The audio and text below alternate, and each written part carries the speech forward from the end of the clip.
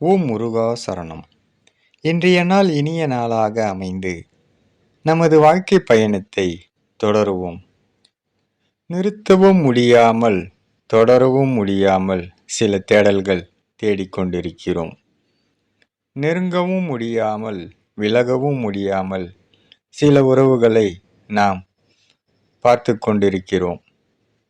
சொல்லவும் முடியாமல், கொல்லவும் முடியாமல் சில ஆசைகளை நாம் அனுபவித்து கொண்டிருக்கிறோம். மறக்கவும் முடியாமல், வெறுக்கவும் முடியாமல் சில நினைவுகளை நாம் சுமந்து கொண்டு இருக்கிறோம்.